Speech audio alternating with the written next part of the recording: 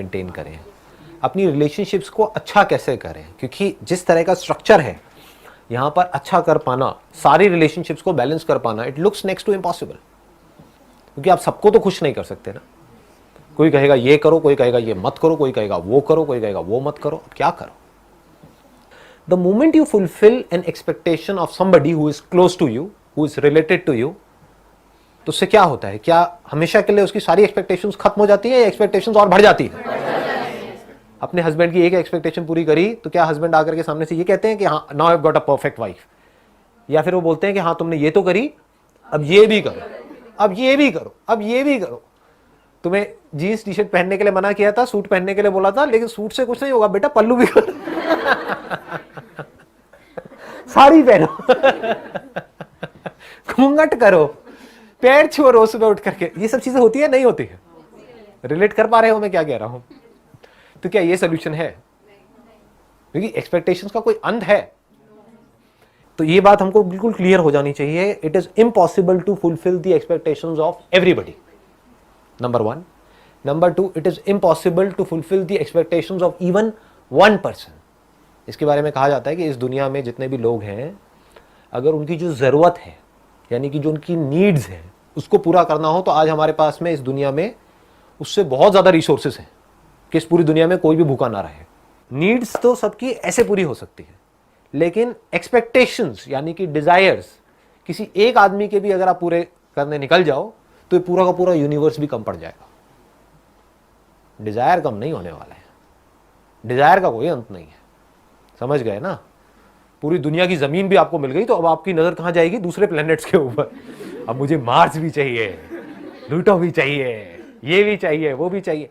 Dzire किसी एक का भी पूरा नहीं हो सकता, नीड्स सबकी पूरी हो सकती है। जरूरत में और डिजायर्स में हमको फर्क समझना है। तो हम क्या देख सकते हैं कि सामने वाला जो बंदा जो भी हमसे एक्सपेक्ट कर रहा है, is that a need or his wish or Dzire?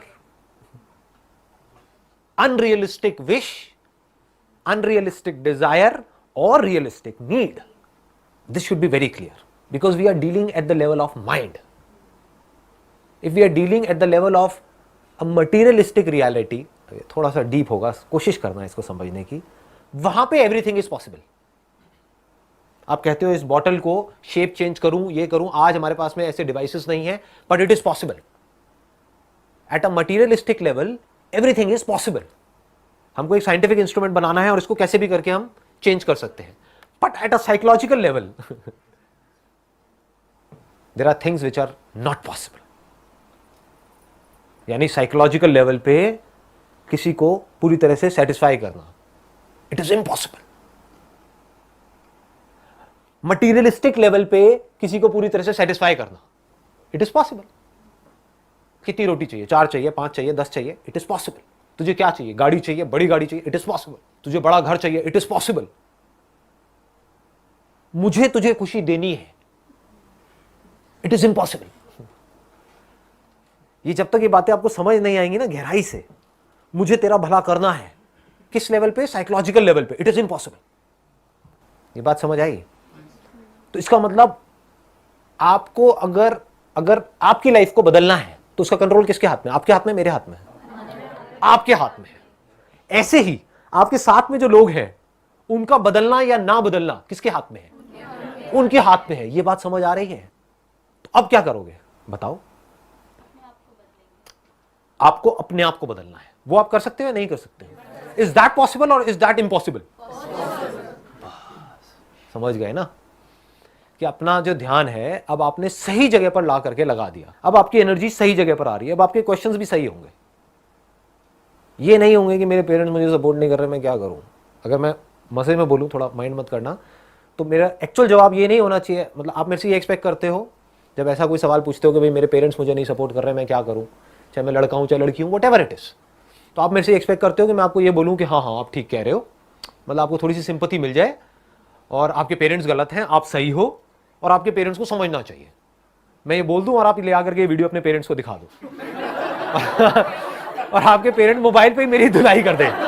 ये चाहते हो आप मुझसे? आप चाहते हो मैं आपकी तरफ हो जाऊं, आपके पेरेंट्स की तरफ ना हो, जबकि हो सकता है आपके पेरेंट्स सही हो और आप महामूर्ख हो। हो सकता है जो आपकी लाइफ में प्रॉब्लम्स क्रिएट हो रही है वो यहां से हो रही है, आप लेकिन आपको सारा ध्यान वहां है, उंगली वहां करते चले जा रहे हैं। Sir most of the time ऐसा होता है कि गलतियां करने के बाद पता लगता है अरे यार मैंने तो ये गलती कर दी, फिर ऐसा लगता है कि बहुत लेट हो गए, मतलब उस चीज को हम इम्प्रूव नहीं कर सकते, we are not in a situation to improve it or make a solution out of. हाँ, अब आपने बहुत अच्छी बात बोली है। आप कह रहे हो कि एक गलती हमने करी, उसके बाद में हमको रियलाइज हुआ कि वो गलती इतनी बड़ी थी कि अब उसको हम इम्प्रूव नहीं कर सकते। मान लो उस गलती की वजह से कोई रिलेशन खत्म ही हो गया, तो इम्प्रूव किस लेवल पे नहीं कर सकते, बाहर के लेवल पे या अंदर के लेवल पे? अंदर के लेवल पे तो छोड़ो, मतलब बाहर के लेवल पे भी इतने सर्कमस्टेंसेस। एक मिनट, यही आप समझ रहे हो ना मैं क्या कह रहा हूं? अपनी थॉट प्रोसेस में और मेरी थॉट प्रोसेस में अगर आप फर्क समझ पाओगे ना, तो आप समझ पाओगे मैं अपने सेशंस में बोलता क्या हूं। क्योंकि मैं बात कर रहा होता हूं अंदर की दुनिया की, आप उसको बाहर की दुनिया से रिलेट कर रहे होते हो। मैं बोल रहा होता हूं अंदर की दुनिया में एवरीथिंग इज पॉसिबल, आप बाहर की दुनिया में कह रहे हो तो हाँ एवरीथिंग इज पॉसिबल, तो करके दिखा बेटा बाहर की दुनिया में तो पॉसिबल। मतलब समझो, एक मिनट, आप जो कह रहे हो मैं उसी की एक थोड़ी सी डेप्थ में जाता हूं।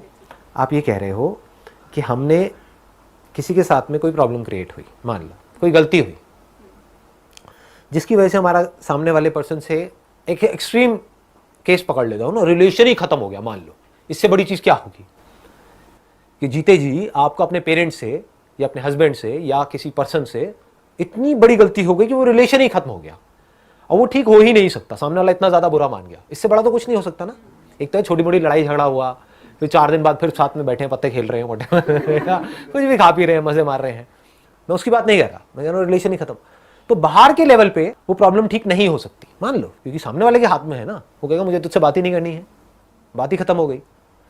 बट द पॉइंट इज अंदर की दुनिया में क्या वो प्रॉब्लम ठीक हो सकती है, नहीं हो सकती है? इंपॉर्टेंट क्या है, बाहर की दुनिया या अंदर की दुनिया?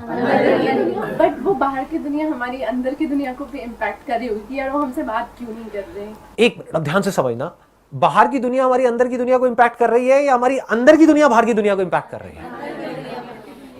अब 2 चॉइसेस है। एक तो ये है इस बाहर की दुनिया के बर्बाद होने की वजह से आपने अपने अंदर की दुनिया को भी बर्बाद कर लिया।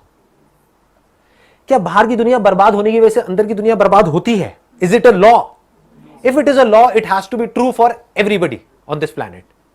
जबकि ब्रेकअप होने के बाद में कुछ लोग हैं जो बहुत खुश होते हैं, है ना, ब्रेकअप सॉन्ग पे डांस कर रहे होते हैं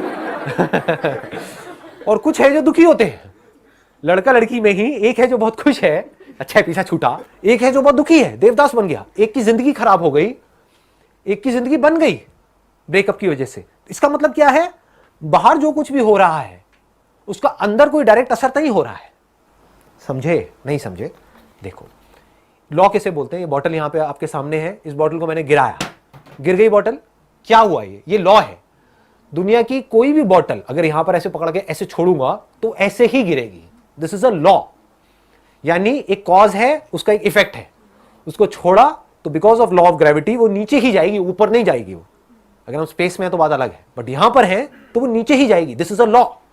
यानी जो बाहर की दुनिया है वहां पर लॉज है जिसको हम डिफाइन कर सकते हैं।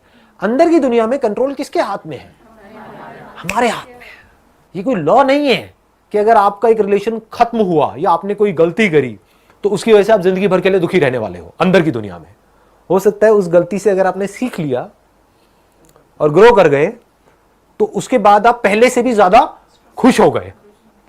तो समझदारी किसमें है? बाहर की दुनिया को बदलने में जिसको आप नहीं बदल सकते, या अपने अंदर की दुनिया को बदलते रहने में जिसको बदलते रहने की कोई लिमिट ही नहीं है। आपको कैसे पता लगेगा कि मेरे अंदर की दुनिया पूरी तरह से बदल गई है? जिस दिन आपके अंदर से बाहर की दुनिया में कुछ भी बदलने का डिजायर पूरी तरह से निकल जाएगा। अगर वो अभी निकल जाए तो क्या होगा? अभी खुश हो, दुख क्या है आपकी लाइफ में बताओ? दुख यही तो है कि जो जैसा है वो सही नहीं है, वो ऐसा हो जाए तो बढ़िया हो जाए, वो ऐसा क्यों है, मैं ऐसी क्यों हूं, यही तो है प्रॉब्लम। और क्या है? मैं जैसा हूं, जैसी हूं, परफेक्ट हूं। बाहर वो जैसा है, जैसी है, परफेक्ट है, कुछ करने की जरूरत ही नहीं है। तो क्या करो? झूमो, नाचो, गाओ, मस्ती करो। ये है अंदर की दुनिया की परफेक्शन। बाहर की दुनिया में ऐसी परफेक्शन पॉसिबल है? इम्पॉसिबल।